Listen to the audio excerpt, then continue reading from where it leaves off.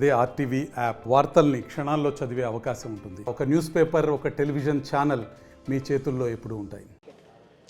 గొడవలు, పాత కక్షలు తీర్చుకునే దానికోసం చివరికి వినాయక మండపాలను కూడా ఉపయోగించుకున్న పరిస్థితి అయితే ఒంగోలు చూస్తున్నాం.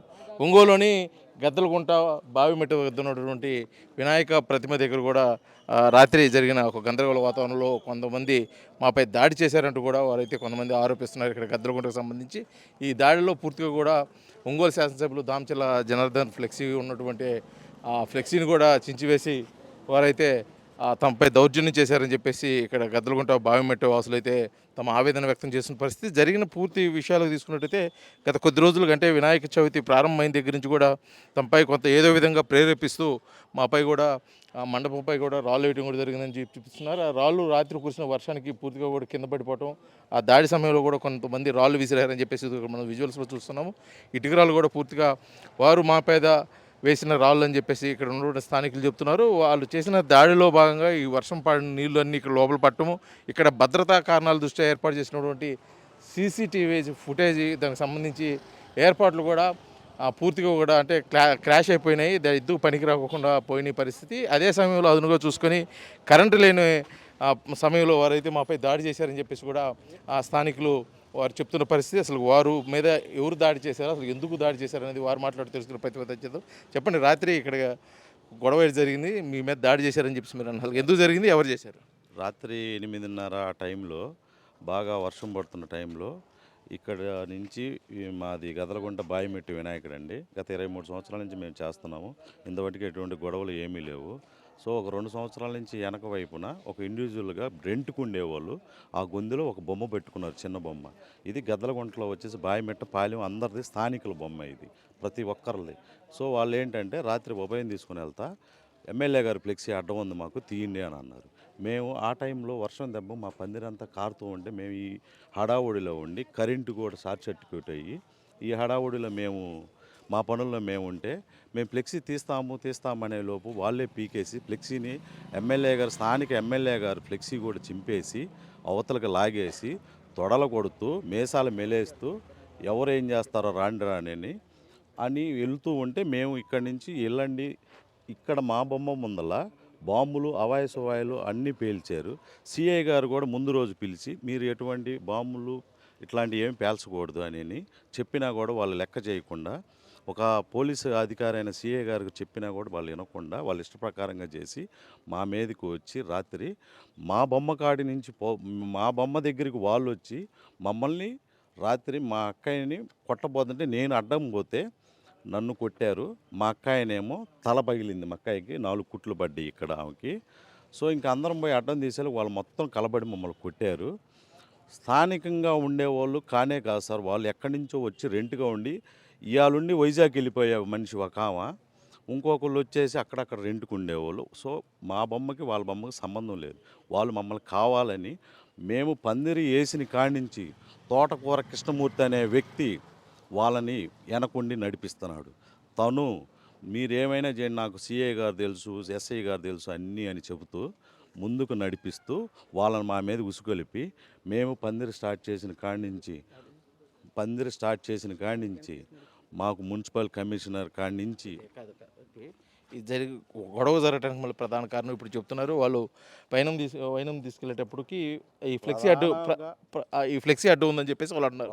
అది మీరు కావాలని రోడ్డుకి అడ్డంగా పెట్టారా, అసలు ఏంది అది కారణం? కావాలని అడ్డంగా పెట్టలేదండి. మాకు 4వ తారీఖు అన్నదానం ఉంది. మేము నిన్న ఎమ్మెల్యే గారిని ఇన్విటేషన్ చేయకపోతే ఆయన పలానా రోజు 30వ తారీఖు వస్తామన్నారు. 30వ తారీఖు వస్తామని అన్నారు కాబట్టి మేము అభిమానంతో మా ఎమ్మెల్యే గారి ఫోటో మేము వేసుకున్నాం. ఇక్కడ వేసుకుంటే వాళ్ళకి ఏం చెప్పాము, మీరు వెళ్ళేటప్పుడు మేము ఫ్లెక్సీ తీసి పక్క పెడతామన్నాం. మేము పెట్టేంత లోపే వాళ్ళే ఎక్కి తీసేసి చింపేసి అవతలకు జరిపేసి ఇక తొడలు మేసాలు తిప్పుతుంటే ఇక మేము ఎందుకయ్యా గొడవలో పోండి అని అంటే మా మీద తిరగబడి కొట్టారు సార్. దీని జరిగిన సంఘటన మీద అంటే మీ మీద దాడి చేశారు కదా, ఏదైనా పోలీసులు కంప్లైంట్ చేయడం కానీ జరిగింది? మేము ఆల్రెడీ నిన్న మధ్యాహ్నం ఒక 6 కుర్రోళ్ళు బళ్ళేసుకుని వచ్చి మా మీదకి ఇక్కడికి వచ్చి వీడియో తీస్తూ రాండ్రా నా కొడకలారా ఏం చేస్తారు చూస్తామని తరుణ్ సాయి అనేవాడు, ఇంకోటి పేరు ఏందో ఉంది, జితేంద్ర అనేవాడు, నా కొడకలారా రాండి చూసుకుందామని చెప్పి మమ్మల్ని బెదిరించిపోతే మేము ఆల్రెడీ మధ్యాహ్నము వన్ టౌన్ పోలీస్ స్టేషన్లో కంప్లైంట్ ఇచ్చి వచ్చాం మేము ఆల్రెడీ పొయ్యి ఇచ్చి వచ్చినాక సార్ ఏమన్నారంటే సాయంత్రం మేము వస్తాము చూస్తాము అని అన్నారు. ఈలోపే మళ్ళీ మా మీద గొడవ స్టార్ట్ చేసి మా మీద దాడి చేసి నాకు చెయ్యి కూడా పని చేయట్లేదు, మొహం అంతా నన్ను కింద పడేసి కొట్టారు. మక్కాయనైతే ఇంతలా రాయితో ఇక్కడ తలబగలు కొట్టి 4 కుట్లు పడినాయి ఆమెకి.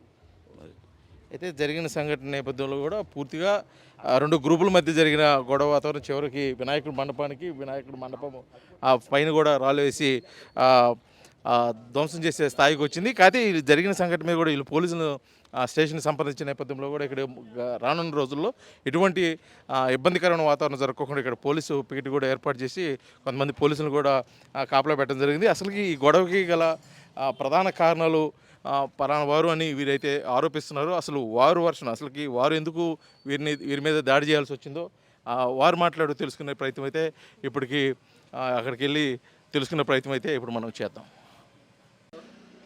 ఇప్పుడు రాత్రి జరిగిన గొడవకి వీళ్ళే కారణము, కొంతమంది కావాలని మా వినాయకుడి మండపం మీద కూడా దాడి చేశారని చెప్పేసి ఒకరు ఆరోపిస్తున్నారు. ఆ దాడిలో మాకు తీవ్ర గాయాలయ్యాయి, కేవలం వారు వ్యక్తిగత కారణాలతోటి మా మీద దాడి చేశారని చెప్పుకున్నారు. వీళ్ళు స్థానికులు కాదు స్థానికేతరులు, అయినా కూడా మా మీద కావాలని కక్షపూర్తిగా దాడి చేయడం కూడా ఇబ్బందికరమైన వాతావరణం మాకు.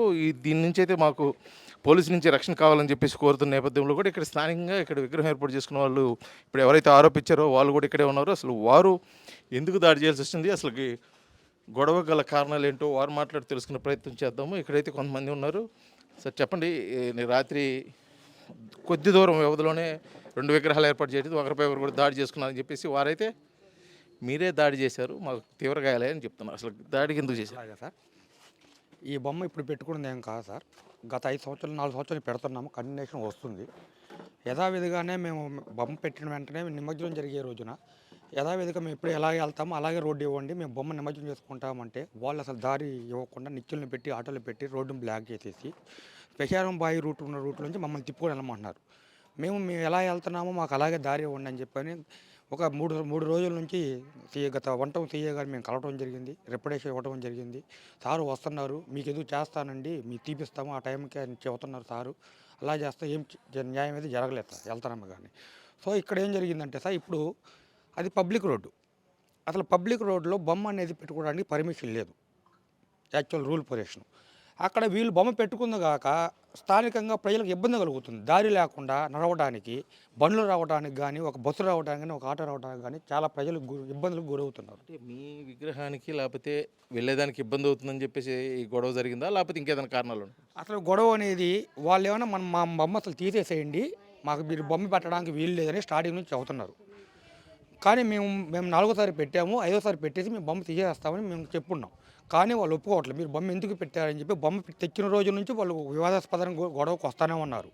ఇక్కడ బొమ్మ పెట్టింది జస్ట్ 17 సంవత్సరాలు ఉన్నటువంటి పిల్లలు, ఒక సంసారం భక్షం చేసుకున్నట్టు ఒక ఆడవాళ్ళు, గృహిణులు.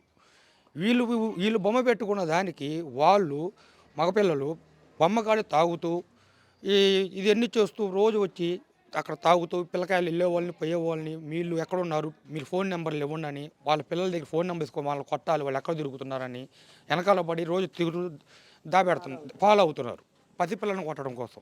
మీరు చెప్పండి అమ్మా, అంటే ఇక్కడ విగ్రహం పెట్టుకున్నారు కదా, మీ మీద దాడి చేసే దానికోసం మిమ్మల్ని అసభ్యంగా ప్రవర్తించారని చెప్తున్నారు. అసలు ఏమైనా జరిగిందా? ఇది మేము 5 ఏళ్ల నుంచి పెట్టుకుంటున్నాం సార్. చిన్నపిల్లలమి లేడీస్ పెట్టుకొని చేసుకుంటున్నాము. మా పాటికి మేము వెళ్ళిపోతున్నాం, కానీ వాళ్ళు కదిలిచ్చి మా దగ్గర గొడవ పెట్టుకుంటున్నారు. అయినా తిట్టుకున్నారని మేము పక్కకు వచ్చేస్తున్నాము. కానీ రాత్రి ప్రీప్లాన్డ్గా బోడపాటి శివకుమారు అతను ఒక 10 మందిని తీసుకొచ్చి మందు దాపించి కార్లో మా ఇంటి మూల కాపేసి కొల్లా వెంకటేశ్వర్లు, కొల్లా చిన్న అలియా సుబ్బారావు, కాటా శ్రీను, వాళ్ళ మిస్సెస్ సాయి, కందుల కిషోరు, పాలిశెట్టి రమేష్, వీళ్ళందరూ కలిసి ఒక 10 మందిని తీసుకొచ్చి మందు తాపించి ఆడవాళ్ళనే కృతజ్ఞత భావం కూడా లేకుండా కరెంట్ ఆపేసి కర్రలు పెట్టుకొని మమ్మల్ని ఆడవాళ్ళని ఎక్కడ చేతులు వేయకూడదు నిర్మానుషంగా వెయ్యకూడదు ప్లేస్లో చేతులేసి మమ్మల్ని కొట్టి మమ్మల్ని గందరగోళం చేశారు. మేము దేవుడికి పూజ చేసుకుని రాత్రి ఉపయోగించుకుంటున్నాం. మేము ఉపయోగించుకుంటున్నామని డ్రమ్స్ పెట్టుకొని వస్తుంటే సార్ ఫ్లెక్సీ పెట్టారు. జనార్దన్ గారు అంటే మాకు చాలా అభిమానం. పవన్ కళ్యాణ్ ఫ్యాన్స్ మేము. అయితే అయితే అయితే ఫ్లెక్సీ మీరే ఇచ్చించారు, జనార్దన్ గారి ఫోటో ఉంది అని చెప్పేసి వాళ్ళు ఆరోపిస్తారు. లేదు సార్, ప్రూఫ్ చూపించండి. రోజు సీసీ క్యామ్ పెట్టారు ఫ్లెక్సీకి. రాత్రి ఫ్లెక్సీకి సీసీ క్యామ్ తీసేశారు, లైట్లు ఆపేశారు. రోజు ఉన్న సీసీ క్యామ్ రాత్రి ఎందుకు లేదు? జనార్దన్ గారు అంటే మాకు అభిమానం. మేము పవన్ కళ్యాణ్ ఫ్యాన్స్. మేము ఓట్లేసి గెలిపించుకున్నాము. వాళ్ళు వైసీపీ పార్టీ వాళ్ళు. లాస్ట్ టైము ఎలక్షన్స్ జరిగినప్పుడు 4 గంటల దాకా ఓటు వేయకుండా బాలినేని వాసు 1000 రూపాయలు ఎక్స్ట్రా పంపిస్తాడని 4 గంటల దాకా ఓటు వేయకుండా ఆ ఓటు కోసం 1000 రూపాయలు తీసుకొని ఓటేసి వచ్చిన వాళ్ళు. లాస్ట్ ఇయర్ టీడీపీ జనార్దన్ గారిది ప్రోగ్రాం పెట్టారని గొడవలు పెట్టుకొని ప్రోగ్రాం తీపిచ్చారు. వాళ్ళు ఈ రోజున మమ్మల్ని కొట్టడానికి సార్ ఫ్లెక్సీ అడ్డం పెట్టుకొని ఇదంతా కుట్రపూర్వితంగా జరిగింది సార్. అయితే దీని మీద చివరిగా మీరు ఏదన్నా అధికారులను కానీ పోలీసు వాళ్ళని కానీ సంప్రదించారంటే జరువులు కూడా సార్? ఆల్రెడీ మేము సీఏ గారిని కన్సల్ట్ చేస్తున్నాం సార్. రాత్రి మేము కంప్లైంట్ ఇచ్చున్నాము, అట్లా జరిగిందని చెప్పి దెబ్బలు తగిలి చూపించాము. ఎవరెవరు కొట్టారంటే చాలా పలానా పేర్లు కూడా చెప్పాము సార్. ఈరోజు సారు 10 మాకు కంప్లైంట్ రిసిప్ట్ ఇస్తామన్నాడు. రెండవది సార్ మేము కేసు కట్టాల్సిన సార్, లేకపోతే మేము అదర్వైజ్ పర్సన్ ఎస్పీ గారిని కలుస్తాము, కలెక్టర్ గారిని కలుస్తాము, డీఎస్పీ గారిని కలుస్తాం సార్. ప్రోటోకాల్ ప్రకారం ఈరోజు ఏది జరిగినా కానీ జరగాల్సిన సార్ అని చెప్పి మేము చెప్పాము సార్. సార్ దెబ్బ తగిలింది మేము కానీ సార్ది ఫ్లెక్సీ కానీ చించిన అక్కడ కానీ మేమంతటా మేము కానీ కేసు పెట్టినా, మేము గొడవ చేసి కానీ ఉంటే అది కానీ ప్రూఫ్ అయితే మీరు ఏ శిక్ష వేసినా మేము బరాయిస్తాం. అది మాకు అక్కడ మేము అవి కూడా రికార్డ్ చేసుకున్నాం. అది జరిగిన ఈ గొడవ కారణం ఇద్దరు మధ్య ఉన్నటువంటి చిన్న చిన్న గొడవలకి ప్రధాన కారణంగా చూపించుకుంటూ ఒకరిపై ఒకరు దాడి చేశారని చెప్పేసి ఒకరికొకరు ఆరోపించుకుంటారు.